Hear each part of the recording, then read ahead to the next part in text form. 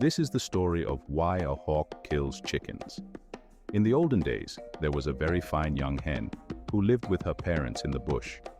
One day, a hawk was hovering round, about 11 o'clock in the morning, as was his custom, making large circles in the air and scarcely moving his wings.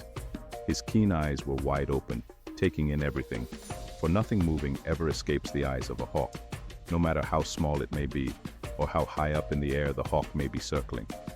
This hawk saw the pretty hen picking up some corn near her father's house. He therefore closed his wings slightly, and in a second of time was close to the ground.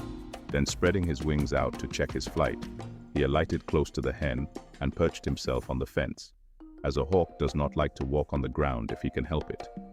He then greeted the young hen with his most enticing whistle and offered to marry her. She agreed, so the hawk spoke to the parents and paid the agreed amount of dowry, which consisted mostly of corn, and the next day took the young hen off to his home. Shortly after this, a young cock who lived near the hen's former home found out where she was living, and having been in love with her for some months, in fact, ever since his spurs had grown, determined to try and make her return to her own country. He therefore went at dawn, and having flapped his wings once or twice, crowed in his best voice to the young hen. When she heard the sweet voice of the cock, she could not resist his invitation, so she went out to him, and they walked off together to her parents' house, the young cock strutting in front, crowing at intervals. The hawk, who was hovering high up in the sky, quite out of sight of any ordinary eye, saw what had happened and was very angry.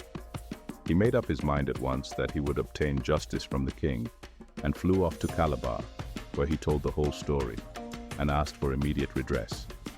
So the king sent for the parents of the hen, and told them they must repay to the hawk the amount of dowry they had received from him on the marriage of their daughter, according to the native custom. But the hen's parents said that they were so poor that they could not possibly afford to pay. So the king told the hawk that he could kill and eat any of the cock's children, whenever and wherever he found them, as payment of his dowry, and, if the cock made any complaint, the king would not listen to him. From that time until now, whenever a hawk sees a chicken, he swoops down and carries it off in part payment of his dowry. Don't forget to subscribe.